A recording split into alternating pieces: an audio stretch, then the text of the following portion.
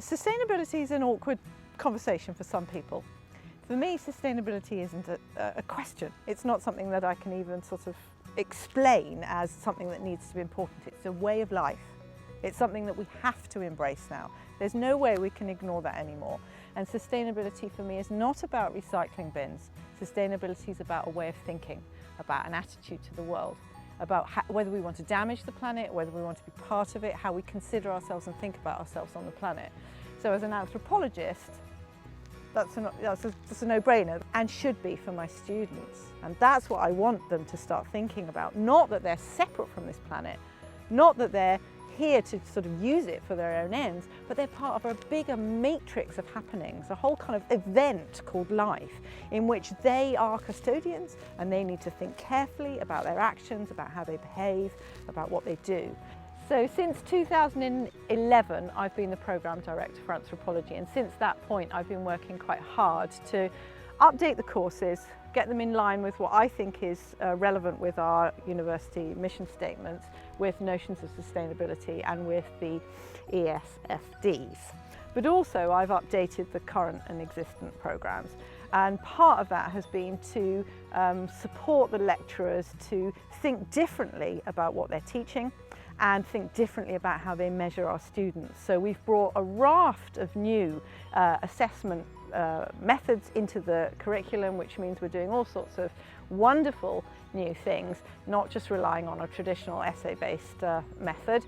And I think this is making our degree exciting and relevant for the world. I want students to feel that sustainability is not too big an issue. I want them to feel that they have the power to evoke change. So I don't want to think of action in terms of sustainability. I want to think of it in terms of them being able to make a difference. And I want to show them how easy it is to make a genuine difference in people's lives with just a very small action. And that's part of what I've been doing here on the campus, is showing them they are powerful individuals. With creating just small pathways for them, they can start doing things to alter people's lives to make the world a better place. Well, so part of all of this, trying to provoke students to realise that they are powerful, has kind of coincided with some of the work that I do with the community and with what's called the Community Carbon Link, which is a reforestation initiative that was set up. I co-partnered setting it up, that is aiming to reforest some areas in Kenya in association with a tribal group called the Giriama. And so with that, in association with that project, I've brought students out into the field to show them how the trees are making a difference to people's lives, and how they, through raising money here, through various fundraising activities, of which there have been plenty, and they have been really good fun, like onesie day, that was wicked. The students have raised lots of money, thousands and thousands of pounds, towards replanting trees. And then after having got those trees planted, some of the students have gone out there to see how that has affected other people's lives. And that's the kind of action that allows students to feel part of a bigger enterprise in which genuinely their activities are altering lived experiences of people.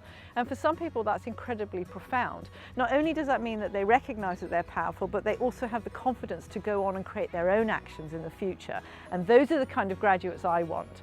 Those kind of people who feel, I know how to do this, I've done it before, I can do it again, it helps people, tick, off they go. The project has been recognised twice actually. First of all, it was highly commended, and then last year we received the United Nations Gold Star Award for Environmental Impact. So that was thrilling, and myself and the students went down to collect the award from the First Minister in Wales, and we all felt lovely. We have some serious planetary concerns to get down and look at seriously. Now, I'm not talking about finding solutions to those problems. What I'm talking about is educating people to be able to find solutions. So I don't feel as if being proficient in writing an essay exclusively is going to help us. I feel that, very strongly actually, that we need to start thinking differently about what we're asking our graduates to engage with and what we expect them to come out with. so that they come out as people who can work in groups, who can negotiate, who can lead, who can think differently about problems, who are solution seekers, and who feel confident in their ability to voice their opinions and their concerns about what's going on. So I was awarded a senior fellowship, hooray, by the Higher Education Academy, partly in association with what I had done to try and inspire other lecturers to think differently about education, specifically in terms of assessment, but also in terms of delivery and content of the courses. Well, sustainability, I suppose, has always been a passion of mine, although I haven't labelled it as such. I've done all sorts of things without realising really that I'm sort of, flying the sustainability flag. It's second nature to me, it's what I do, it's how I am.